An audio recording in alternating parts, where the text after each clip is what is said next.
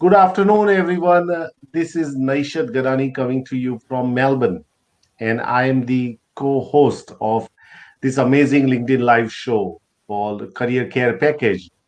And today we are discussing how to find a job in COVID-19 times faster, quicker, and with less effort.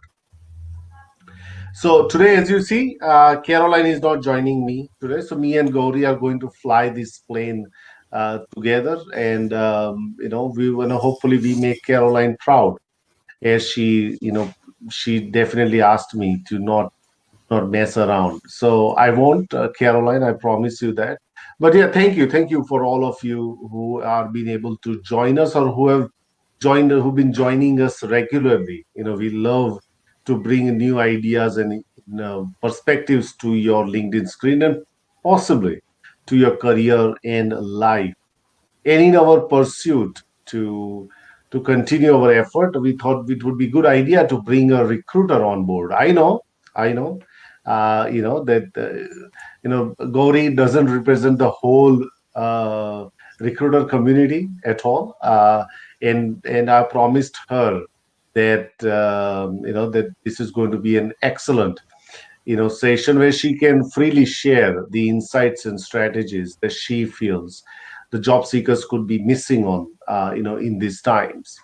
So before and as I always, if you got questions for Gauri, please feel free to drop it in. Start dropping in the question. I've got few that I want to ask Gauri, but please start to drop in the questions. Gauri, welcome to Career Care Package. Thank you so much, Naishad.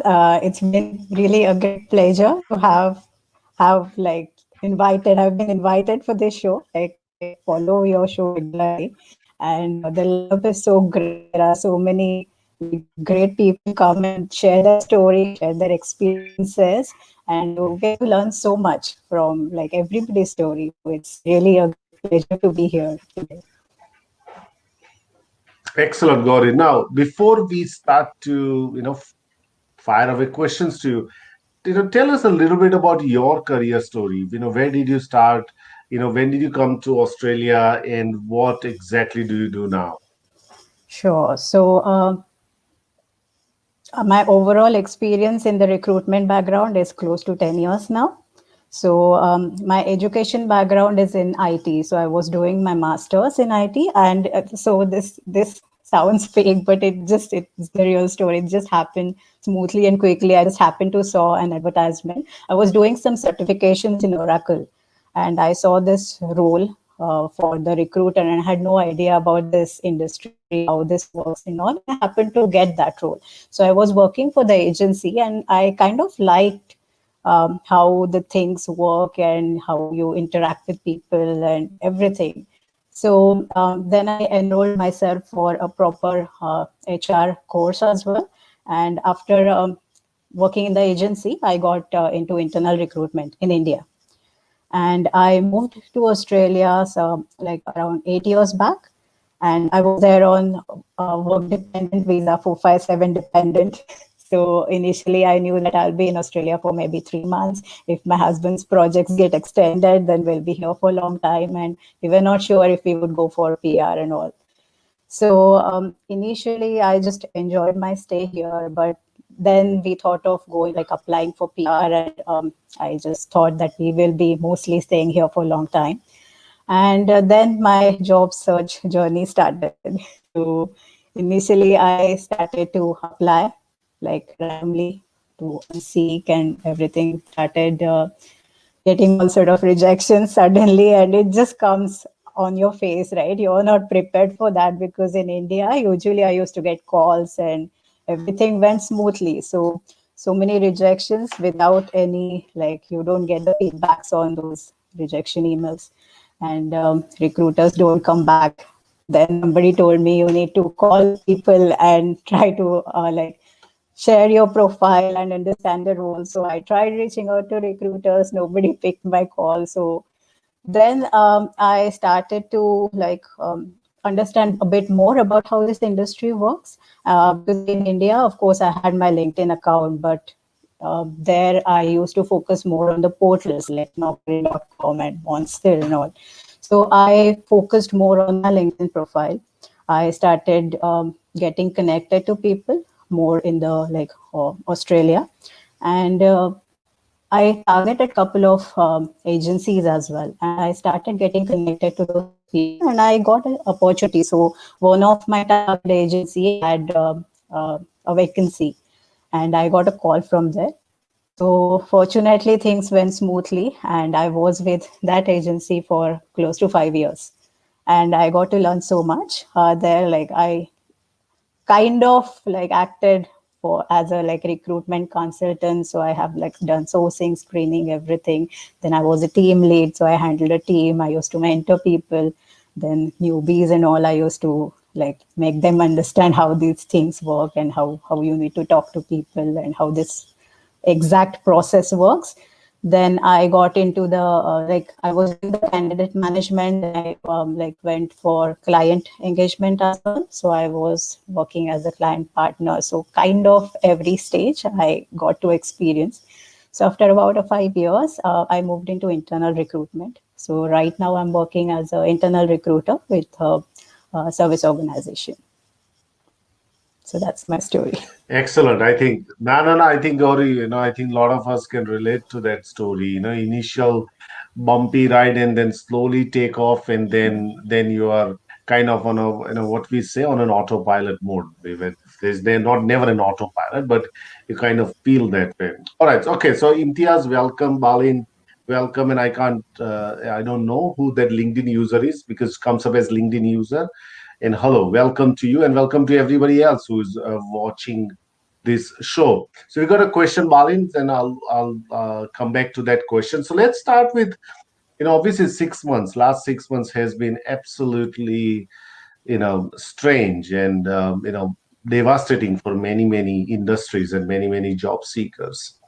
What are your observations around these times, Gauri, as a recruitment consultant? And we have also seen a lot of recruitment consultant also being made redundant. Yes. What do you see are So some of the trends emerging in this market? yeah, so at the time of like we used to hear all those news by January, February that COVID is here and it is going to impact everything. But from March, it really just hit all these industries, and I like everybody in recruitment as well, like in talent acquisition field as well, like so, were impacted so much. Like all the people that you always see on LinkedIn, and you just wonder, wow, one day maybe I would like to join this company and I would like to work with this person. And suddenly everybody is made redundant, and you're not sure like what's happening to your own job as well, whether there'll be work. Like everybody suddenly started working from home, which is a good thing in a way, but there is so much talent pool available, and sometimes it becomes too overwhelming even for a recruiter who are working right now, because for a single role I remember, so during March, April, I had a requirement for a couple of requirements. Like I was looking for BAs and data analysts and like a couple of other roles. So I just happened to put those roles on Seek, and like within a day, for one particular role, I remember within a day there were like 100 plus applications. So in 2 or 3 days, for one role, I had like 350 applications, and for other role maybe 420 or 450 or something. And I was like, oh my god, like what's happening? And I had to take that ad down, because if I like keep going that ad for 1 month, I was like, oh my god, there will be so many applications. And it just hit hard, right? I mean, you just want to help people, and there's just one position available all the time, and like 420 applications for one role. So it was hard, and especially in Melbourne, right? It is a bumpy ride. It's kind of a roller coaster. So market started to open, and then again we had a second wave. Then again, just roles suddenly went on hold, or it's just the pattern kept changing. So right now, the good thing is everything is started to going back to the normal pace. There are roles coming up, and even like even though there are roles, what the client prefers is to put them on contract rather than taking people permanently. Either the fixed roles are there or very short contracts, but there is always a possibility for extension. So this is a new trend because contracts are always there in Australia, but of course, even a short-term contract will be for 3 months or so. But right now, there are really like couple of weeks contracts as well. But you can see there is work, so you just have to engage with the clients and engage with people, understand what the project is about, how this engagement will be. Because I need to make sure that my candidate as well feels secure, right? They can't just keep jumping from one contract to another contract, even though it is short. So I have to really give them that assurance that there is work and this is going to extend. But of course, you cannot give any guarantee at this stage. So roles are coming up definitely, but they are contract opportunities at this stage. And hiring process, I think, is getting a bit shorter. I mean, if a company used to conduct maybe 4 interviews earlier, they will just make sure that it might not be faster because they also have to check everything, the budget issues and everything is there. So they will go ahead with just the important projects as of now, and everything else will be at backseat. And for our internal roles as well, I see all these things. But yes, they people will try to be available at the same time and make the process short. Maybe there will be just one interview, and then if the candidate clears that interview, the onboarding process will start. So that's another thing. And people are now comfortable to work from home and remote work options are there. So I hope that flexibility continues, even though we are going back to the normal stage now. And changing times is unfortunately what's happening, Naishad, is right now there is a lot of talent pool available. So whether you want to like, it's unfortunate situation. So everybody is trying to cut short a bit on the rate as well.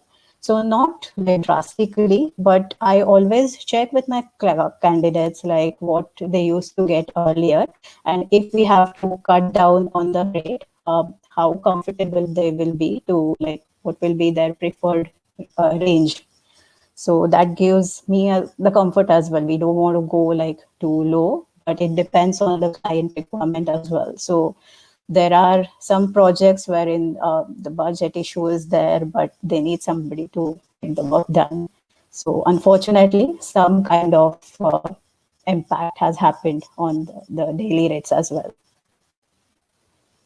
Yeah, no, thanks. I think your insights are very valuable. And I think when we were speaking previously, I think when you mentioned that you received around 400 Yeah. applications for a role, I was just like, how would you select? How do you go about, and looking at the right person? Because and this has always been my kind of a question that a lot of companies are now obviously using. You use applicant tracking system to make sure that you receive the applications in certain ways and you scan them through. Can you help us really dismantle some of the myths around ATS? Because I write resumes, KB write resumes, and we try to best capture it, but there's no way possible for us to have a absolute 100% ATS compliant resume, because I don't know what recruiters are going to really search for, what keywords are they going to search for. So my question is, if I look at any job ad, uh, is it kind of easy for me to look at this job ad and say this could be the probable keywords? How do I, as a job seeker, determine keywords that you will look at in ATS? So ideally, you should get in touch with the recruiter and try to understand what exactly the client is looking for. But we will come to that point a bit later on. So ATS is basically, I mean, it's the application tracking system, right? It helps, it makes recruiters' job a bit easy because it will filter out. So not only just filtering, but it stores all the information properly. So the way I want to, like, if I want to like divide everything on the role basis. Like I have a Java developer role, .NET developer role, so I can divide the profiles accordingly, or I can just store them from their skill sets. And if any team has multiple recruitment consultants, so they should make sure that nobody speaks to the same person again and again. So it just keeps to like it helps to keep everything properly, like storage wise, and you get to understand like candidates progress as well. If I'm putting somebody for any client side, if the profile is getting shortlisted, if somebody is appearing for the interview, so everything is properly noted down on that application tracking system. So what happens is for the keywords, right? It doesn't, like, it depends. I mean, there are so many different application tracking systems, so everything has maybe different features. But what you can usually do is whatever the role is, if for example there's a BA role, and what happens is people just write their resumes in a lot of different ways. So you need to make sure that if I'm searching for a BA, uh, I can put maybe BA in Melbourne, or I can put a functional analyst, I can put a business analyst, like anything, short form, full form, anything. So somewhere in your profile you need to make sure that those words are present, just to pop that profile. And then I can go in detail and just check like what are the tools that this person has used, and what are the skill sets. So for example, if there is a .NET role, and I have to look for a particular skill set like .NET versions or something. So people need to make sure that those keywords are present somewhere. So try to, if the job description is really generic, right? It is all right. I mean, whatever your experience is, you need to just make sure that you put that properly in the profile, and it will just pop up. And if you have any specialization, any particular certification, so whatever you have done, you need to put that properly in the profile. And what happens is whenever any agency recruiter contacts you, and um, if I'm like putting your profile to my client, so I'll just make sure that you have the required experience. It's not that I'll ask you to fake anything in your profile, but it needs to highlight properly. So that stage comes later on. But just to get attention to your profile, I think you need to just understand what is really asked in the job description. If the skill set is mentioned, or sometimes any particular thing is mentioned as must, so just mention that in your resume, because nobody can just guess or no. And what happens is, if sometimes people don't update their profiles as well, so you have done work on those higher versions of .NET, for example, just make sure that all these things are present in your profile. And that's the initial stage. And what I suggest to people is don't put anything, like everything in just skill sets. Just make sure that you give a proper description as well, so that just catches recruiters' eyes, like attention. And then I will be interested in your profile. I'll just understand what exactly the work that you have done. So just make sure skills as well you can list, but when you come to your experience part in the resume, just make sure, yeah, that you put everything in detail. Yeah, that's really great. And correct me if I'm wrong. So let's say that you have around, 200 applications, and you put in through the ATS, or they arrive through the CRM that you use, and then you use the keywords to search for. What happens then? So if you get 15, 20 resumes which meets the criteria, then what happens? Then how do you select? And do you how many people do you roughly give a call, and how many people do you call in for the interview? If you can, give us a sense of, numbers, around that.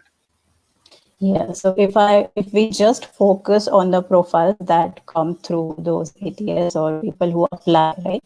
We'll go to the networking and reference section a bit later on.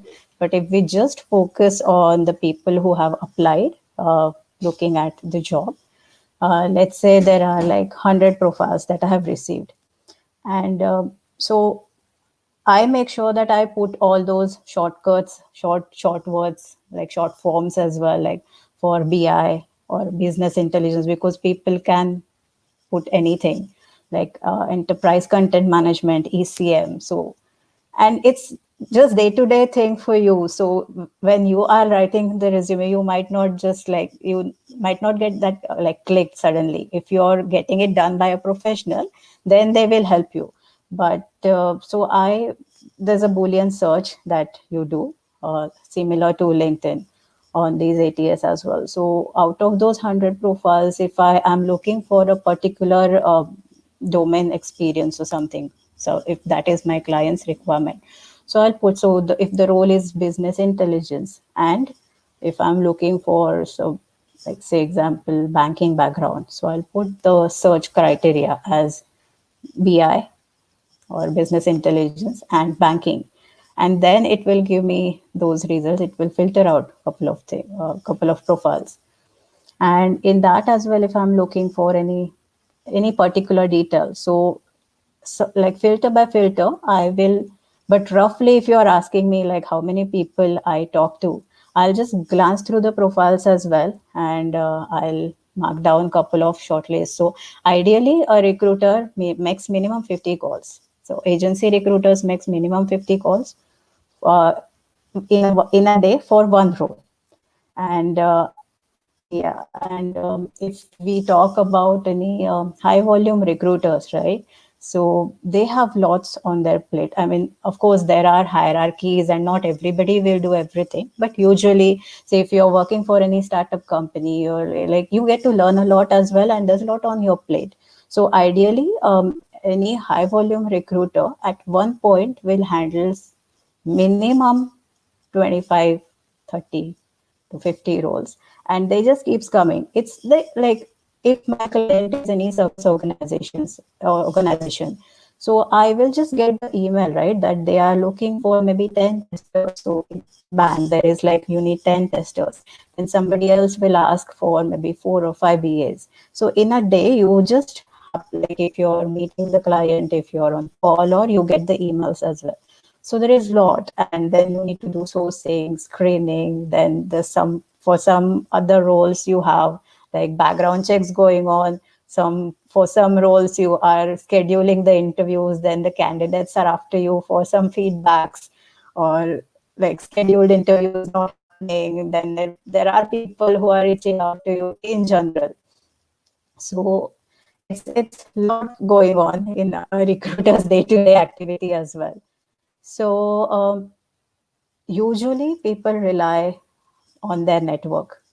So there comes the like networking background. If I have met someone, because the profiles that I receive from ATS, right? They are just, I mean, of course, I'll talk to that person and try to understand if possible, meet as well. And there are deadlines. So every recruiter will have like KPIs, and they have some standards to meet. And within the 3 days, they need to at least send a couple of profiles. And submission process as well is different for different clients. So they need to prioritize so many things. So to your question, yes, the ATS, it depends. If for a role, on an average, minimum 50 calls for in a day for one role happens. But like a recruiter always meets so many people, and like everybody has their network. So first thing that almost everyone does is just check their network, or just check uh, somebody, like if I know that you were looking for a role, or maybe you had like given me a call and said like, oh, do you have any like architect role? I happen to have a friend who had just moved here, and he was architect in India, and do you work on architecture? So something will just click at that time, right? And click as in we just try to, like, we have those notes and everything, and we go to our network and see if we find somebody who, maybe my manager or my friend or somebody has worked with earlier. Like, because face like if we meet in person as well, right? Is some kind of trust. Like for you as well, if you meet a recruiter, you always will feel that, okay, this person, I've shared my story with this person, so definitely this girl will work out something for me. No, if not now, if she has something comes up later on, there is a chance, and of course I'll do the follow-up as well. For me as a recruiter, what I feel is, okay, this person has seen me, and he has shared his story, and he's actively looking for a role. He's really good fit, so I can like put my faith in that person and share that profile. I won't feel that, oh my god, this person might back out or might not just turn up for the interview. So that trust, right, you need to build that trust with the recruiter. So yeah. Yeah, that's excellent, Gauri. I can imagine. I always see it on a lighter side. Treat jobs board to a matrimonial website, and I'll give you a theory behind it. That in a typical matrimonial website, you appear on matrimonial website where you can't find a suitable match through your social network or professional network, and you end up being on matrimonial website, and then you're flooded with requests and inquiries. Yeah. I'm pretty sure jobs board work exactly the same. It's not the first instance that even as a recruiter you would not post a job on on Seek or for that matter any other jobs board. If you can source the candidate through your network, it saves the time. It obviously saves the money also, but also that it gives you the trusted referral. So let's take this question, and Kapil and Balin, I've not forgotten about you. I'll come to that question as well. So Kapil is asking that how do we ensure we stay on the top of such heavy competition? Apart from just calling up the recruiter, I think we've touched on the CV bit there, Kapil. But how do they keep on the top of your headspace? That no, we have Gauri is looking at if she's looking for a business analyst, I'm a business analyst. How do I want to make sure that I'm not kind of stalking Gauri, but I'm still in the face of Gauri. Gauri can still say, "Oh, Nation is still looking for that kind of work." How do you see that really playing out in the market? So that's actually, there are a couple of aspects to this question. So ideally, it's a gradual process. So even like when you're not looking for work, or if you have a role and you're not looking for a change, just make sure that you are in touch with a couple of recruiters. And you can find, see, recruiters, everybody says they don't reply, they don't respond and everything, because recruiters phone as well is continuously ringing, right? So what I would suggest is just try to maintain some kind of relation with different recruiters, because there are a couple of specialized recruiters as well in the market, and everybody's situation is different. And like there are a couple of recruiters who are really helpful when it comes to students, right, to give them the job. And so not only when the job is advertised, but yes, when I advertise a role, right, what I would suggest is uh, show me what you have got as well. Don't just call and expect everything from the recruiter. um, I mean, I'm not asking, like, of course, you need to understand what is the requirement, but at times there are some kind of restrictions from the client as well. So not with everyone, I cannot share all the details with the what the exact requirement is. So I have to filter out in that as well. So as soon as I put any ad on the LinkedIn, right, my phone will start ringing, and sometimes it just gets a bit frustrating because you are just done that last full stop. I mean, and I'm not like, it's a good thing that recruiter gets profile and everything, but suddenly it's, you just don't understand what happened, right? Suddenly the phone starts to ring, and what happens is sometimes you get like couple of requirements at once. So how to like stand out in that, right? Just, I'll just give you the example. So all this is happening, and there are so many things in the background happening and all. So on, I have everything on my screen. There are many tabs, like everything happens on the desktop now. So I have like my WhatsApp open and like my messages as well. So I'll get a hi on LinkedIn. Then somebody is asking like, hi, how are you? That person might want to understand. I'll just click on the profile and I'll see, okay, this is a BA, he might be interested in the role. And then I get a hi, how are you? And then somebody might be asking for a like small talk, like tell me about your journey, like no, not like why are you into recruitment. And like I don't know that person, I understand everybody is trying to make a connection, but that that is not the right time. I mean, that is what I feel. I mean, every recruiter has different like things, like how do they work on their roles. But all this is happening, and then suddenly somebody messages on WhatsApp like, I saw the role, can you give me more updates? And I'm like, I have just posted like 2 3 roles, so which role you're talking about? And if there is just number, and sometimes people don't I mean, we don't realize that. I'm not like blaming anyone, but you need to like introduce yourself as well. So just number comes up, I don't know that person. Or there are other modes as well. So a recruiter will post a role to various mediums, like tens and 20 of various places, right? And suddenly from everywhere you start to get those messages. And for example, Telegram as well. So if somebody, there are some restrictions on Telegram, like I can't like, if somebody is asking me questions, if I want to see like who that person is exactly, so there are some difficulties. And without knowing, right, like is your profile is at least a little bit suitable to my role, I'm happy to give all the information and everything, but I need to, because I am working, right? I'm doing a job. I am answerable to my hiring managers. I need to close the positions. There will be client after me. So even though I want to do all the good things, I want to do, I like a recruiter, not me, maybe a recruiter wants to help everyone.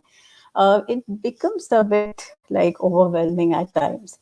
So ideal situation in this. So we have seen like so many messages popping up and people asking like, give me more information on this role. Somebody will directly ask, what's the rate? How much is the contract?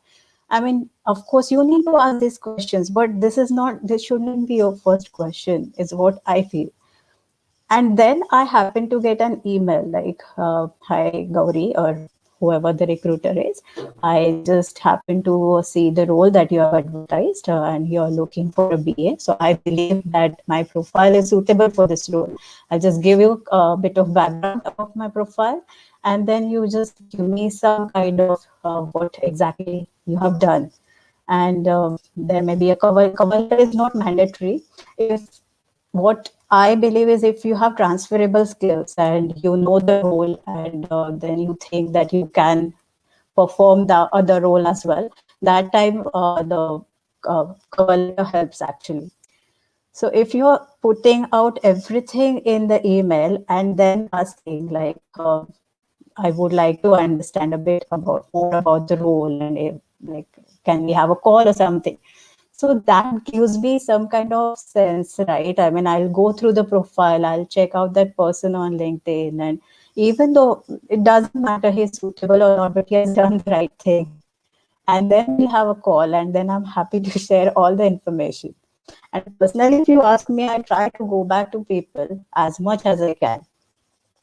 But sometimes it is practically impossible, and you don't want to do the wrong things and you don't want to be rude to anyone. But sometimes, and right now, like working from home, there are so many things going on, and on LinkedIn as well, you just scroll your phone, right? So sometimes things can like, you can miss out on things. So it's always better to email the recruiter with all your details and then do a follow up.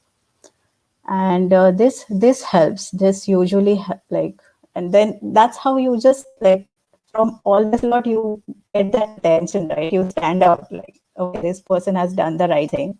And then we'll have a call, and then we'll discuss the role in detail, and everything will just, and even if you're not suitable for that role, I will remember you. And when something else comes up, or if my friends are like, everybody has network, right? And even recruiters, they ask for help. And if one of my friend is looking out, I can like happily like share the reference. Like I'll just pass on your profile to her, of course, after like having a word with you. But this is how I think you need to network.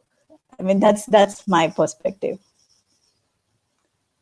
No, no, I think that's very valid, and I think you're absolutely right. Those LinkedIn now has got this Facebook kind of thing where people type in hi, and not many people realize, especially when you're on the phone, that you can change the option to, if you stop writing it, and if you don't do anything, it just sends a message out. And I think that is absolutely right. I don't think so that hi, how are you, I'm good, that's the kind of message. Well, you can have a really thoughtful LinkedIn message to a recruiter or a hiring manager, which sounds more interesting, which sounds that you have read. And don't, everybody uses LinkedIn to either get a business, get a new client, or get a job, and that's very evident. I don't think so we need to hide that fact that when somebody gets connected to Gauri, it's the simple reason is he or she feels that Gauri could be the person who can help him or her get a job.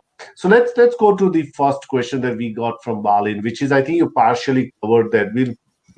Why recruiters or hiring managers think that the skills are not transferable from one software to the other or one industry to the other? And I think that is a very pertinent question, Gauri. We also deal with many, especially in IT, because it's a rapid, change. Just last 6 or 12 months has been rapidly changing. There are things which are being automized. So when it gets automized, there are certain skills are no longer used as much as it was possible. So then people are looking at changing the career, within the IT, but changing the career or from one industry to other. So what would you want to see in that kind of an application where someone is changing you know, the the job career or the industry? What are some of the things that you want to see on the resume? So, how that person has upskilled himself or tried to fit in to the other technology that he is interested to work in. So, if he has like done any course or given any because certifications matter a lot in trade India. So, even when the client shares any job description, they always prefer somebody who is certified. So, that is there. And here as well, when you are on those transferable skills, it's not that hiring manager don't understand or recruiter don't understand, but sometimes it depends. If the project is at very critical stage, it completely depends on the client, like what they require. And at this time, again, I'll focus or like stress on the networking, because if we know somebody, or like it's not just you need to know the recruiter or hiring manager, you need to know people in the industry. So if somebody suggests your name, right, it doesn't matter. So the way you given me the example of matrimonial sites, right, Nisha, so I give the same example. So like we can relate, like in India, if somebody is doing a love marriage, right, you just don't like look at the caste, like what the boy is doing, like you just fall in love with that person and get married. But when you are on the matrimonial site, when you are like filling up that form, then if I'm looking for a like groom or somebody is looking for a bride, they want the same caste, they want somebody highly educated, a particular like MBA done from this college, or like there are so many demands, right? It happens with the client, same. The requirement will have like we always focus on this local experience, then domain knowledge and all. But if I know somebody who has got great experience but doesn't have like the industry background, still they will at least call for the interview, because if I'm just suggesting any name and you know me very well, so it becomes a bit of obligation for you as well. Okay, Gauri is suggesting somebody. So at least I'll call this person and get him to the interview. So, and that's how maybe we will keep our relation as well, right? So it's all about networking and contacts. And when you go through the actual application as well, maybe then you need to put more focus on how you stress on like those particular skills and what exactly you have done, and just make sure that they are highlighted properly. And then of course somebody like, because if the project is at critical stage and there is absolutely no way that client can consider such a profile, then we can't help it.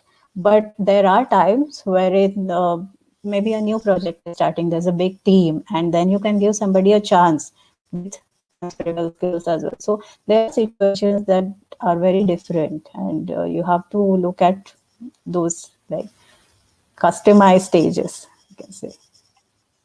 Yep, absolutely agree with you on that one.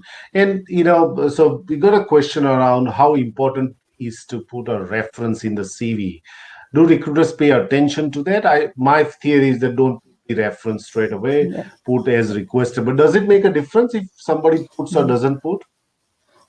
Even I feel that you shouldn't put the referee details in the profile, because initially it doesn't matter at all, and there are some people who might contact them unnecessary and all. Like, I mean, there are like good recruiters, bad recruiters. You don't want to get into that, like how everybody practices, but you don't want to like give all those details at like initially. So earliest is maybe after the initial screening, or if I have somebody strong reference, like, I mean, I know that this profile is going to go for the interview, then I might start working on the like reference check and all. But initial, like usually after the first interview, late, like earliest.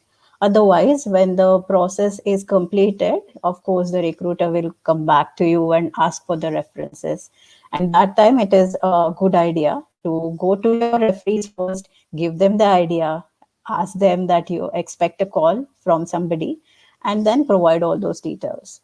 So don't put references in the CV. I mean, that's what I feel. Absolutely, I think I fully agree with you on that one. Now, cover letter, not everybody is a big fan of cover letter, whether that's reading or writing, both the ways. What are your, kind of thing? I'm pretty sure that ATS, you don't put the cover letter through the applicant tracking system, but does cover letter play an important role for you? Not really. I mean, again, as I said, it might differ from case to case basis. But if you have to show your transferable skills, or um, if if there is something that is more that you can offer in the cover letter, then it just makes sense to go for that. Or else you have like lot of experience, and not that you put everything in your profile, right? So maybe something that you need to cover that you have done earlier, and you can ask that recruiter that I don't have the like complete details of this role, but if this is what you're looking for, I have got experience in these things as well. So if there is something that you need to add, then cover letter helps. And it's not like I don't look at the cover letters at all, of course, but usually a good profile works because of the time constraints and so many things. I mean, unfortunately, yeah. Yeah, I fully agree with you on that one. No, so the second question comes from Manish. Is does formatting such as margins or fonts or tables and lines of resume throw resumes out of ATS? Because obviously there's a lot of myths, or obviously there are few ideas around that. If you put anything in the table, that won't even consider graphs, charts, or logos and everything else. What are your thoughts on a little bit creative kind of a resume, or even putting things in a table? Yeah, so ATS usually will take up everything that you upload. So it doesn't matter in that sense. But like whatever ATS that I have used, at least, I mean, there are so many different like types and varieties available. But when it comes to in terms, so if I right, I'm like internal recruiter, but I have got good experience as agency recruiter as well. So the recruiter will always have to format the profile. And what happens is it's good, like creative profile and all you say, but personal opinion, if you ask me, I will just prefer a simple profile wherein at one glance I just understand what that person is doing, not too complicated, not many like jargons added, and simple things like a short paragraph about your summary, then there are proper bullet points, and just be consistent in your resume, right? Because people just change fonts, then they suddenly put few words in bold. And what, see, recruiters also need to get things very fast, and they have like so many on their plate, so many things on their plate, so there are priorities.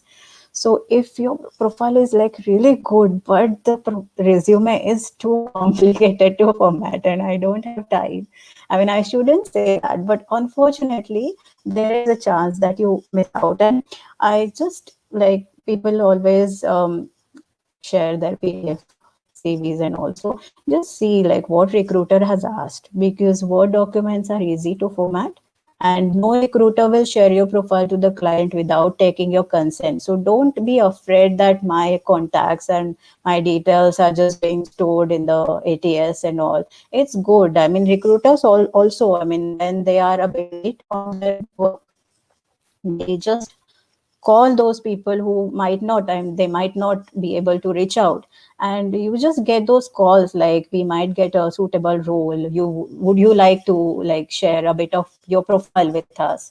So people usually are like, when you have a role, I'm happy to talk to you and all. So if you like give me couple of minutes and share about your profile, I have that noted with me, right? So whenever the next role comes, I can immediately just think about you and not going into that screening process again. We can just take it from there. So resume as well, like I'll come to the point. Uh, like simple is like simple CV is preferred because there are different formats in which the client prefers. Like every client will have a separate format, and what I have like noticed is if you put like too many tables as well, it becomes a like bit difficult for a recruiter to extract what exactly the client is looking out. And sometimes we have to rewrite everything as well, not changing like the proper content. But so instead of like going for different colors and different fonts, some people have got like a lot of experience and they want to just put everything. So they put a very small font and you just like have to zoom everything. And so what I would suggest is just jot down your experience maybe that time in a table like throughout, and your latest experience, maybe three companies, you put that. You can properly fit that in 3 or 4 pages, and you can always put like, if you want to know about those earlier experiences, then you are happy to share that. You don't need to put any references, just put everything in properly like bullet points and follow the same pattern throughout. So if you ask me, I prefer the simple ones because I have lot to screen, right? So I need to understand. If it is too complicated, like if I open something and there are many like diagrams and charts, and unless the role requires, it's like UX designer or something. Of course, you have your portfolios and everything, but simple. Simple like usual roles, the IT roles, it's always better to go with a summary, the couple of bullet points, your experience, like certifications, everything, and experience in detail. So sometimes what happens is, for example, I am looking for a .NET developer, and my client has given me a requirement that we have this project on a particular version of .NET. And I have spoken with you. You tell me that, Gauri, I have worked like a lot. I've done a lot of work on this particular version, but that then you don't put that in your resume. Then it is of no use, right? I mean, because the client will have a look at your profile. Your profile is what will get you shortlisted.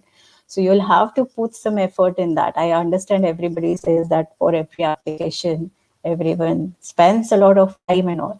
But just understand what is actually required in that role and what is not required. If I see .NET version experience, like maybe we can say 4.5, 4.5, maybe everybody has done, but not 6, not 8, not 9.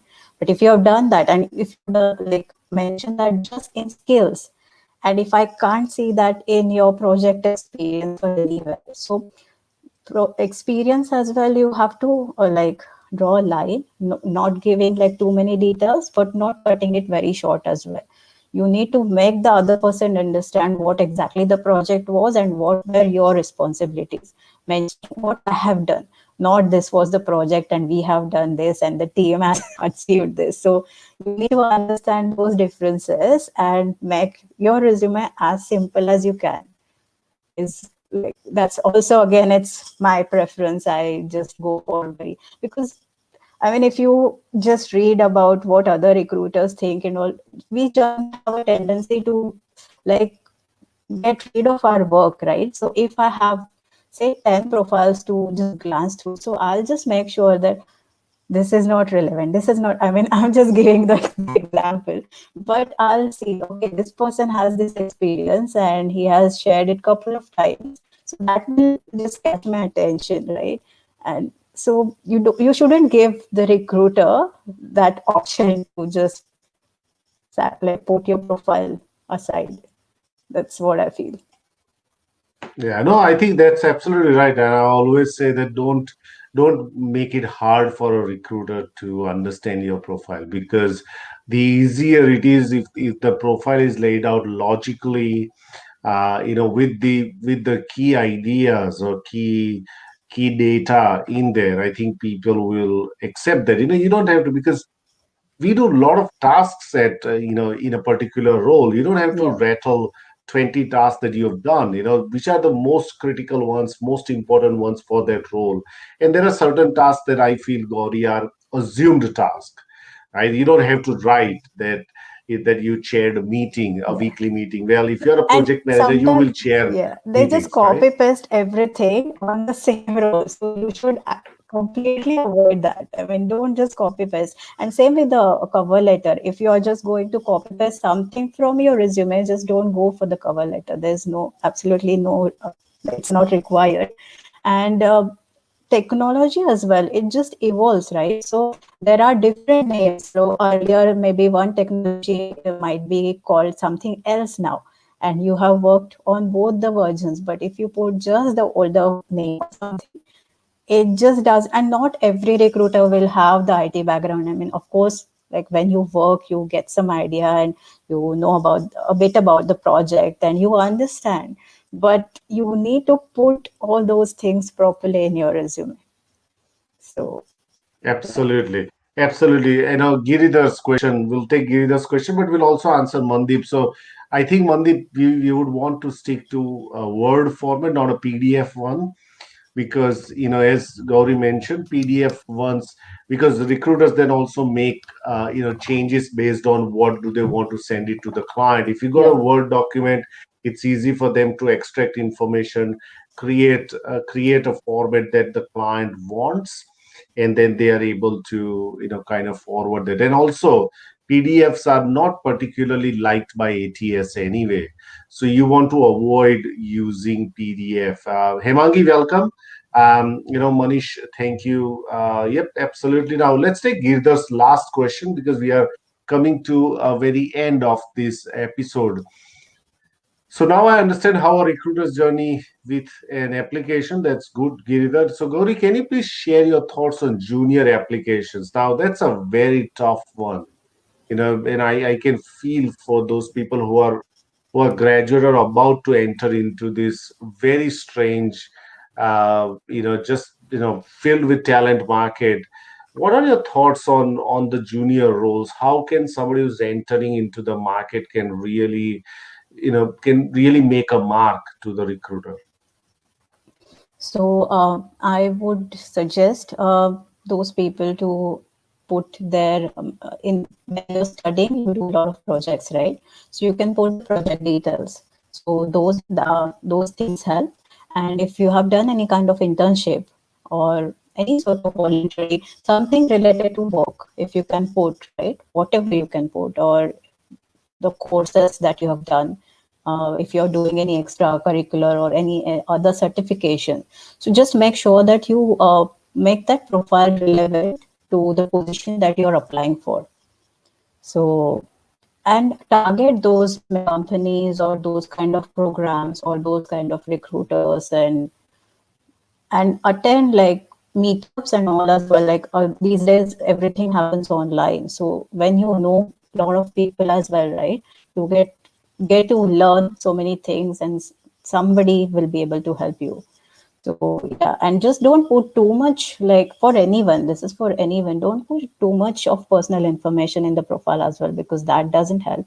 And especially these days, what I have noticed is if you have finished any role, right? So put the end date as well, or same on your LinkedIn profile. If you're just like till now or just working there is there on the profile, the recruiter won't notice your profile. So if I have some urgent role, and even if your profile matches, I'm looking it on the LinkedIn, but you haven't mentioned that you have finished the role with that company and you're available, I might just skip your profile, right? So whenever you're finishing the role, just update that on the resume and on the LinkedIn as well. That is awesome, Gauri. I can't believe we just reached 1 hour. It is fascinating. I think that I have not even asked half of my question that I have. Gauri, it would be absolutely, I think you've been very, very simple, very insightful in explaining some of those things. I can't imagine being a recruiter receiving 400 application. I would probably call my kids and say, you tell me a number, and you both of you tell me a number, and I'll pick those profiles and then call them. I think we got a lot of things that we can still talk about, and we would love to get you again, soon, so that we can talk, because we also want to talk about interviews and a bit about LinkedIn as well. So we will see, when our diaries align, we will call you again Definitely. for your expert help, Gauri. But thank you again on behalf of everyone. Kapil has been saying thank you to you. And Tarzan say thank you, Naishad, for this useful episode. And thank you, Gauri, for sharing her experience. So thank you again, everyone. And thank you, Gauri, for coming on the show. Thank you so much, Naishad, and thanks everybody who joined as well. I mean, I hope I was able to help you a bit. Yeah. Excellent. All right, now tomorrow. So me and Caroline will be back tomorrow, and we are talking to Claire Sieber. Now, why we are talking to Claire Sieber? Because she got stranded in Caribbeans during her travels due to COVID-19, and she spent around 40 to 50 days on a yacht. Now, it's a fascinating story of resilience, creativity, and how do you really don't kill each other, because you're living with your four friends, and how do you don't really really have a collegial relationship. So it's a fascinating story, but also what did she learn out of it, and we are going to really unpack that for you. So it will be an adventurous story for a lot of us to listen to. So don't forget to tune in tomorrow, 23 hours after, exactly the same time, 3 p.m. tomorrow. And we will see you tomorrow. If you are in Melbourne or Victoria, please mask up. If you're anywhere else, please look after yourself and your family members. And we'll see you tomorrow.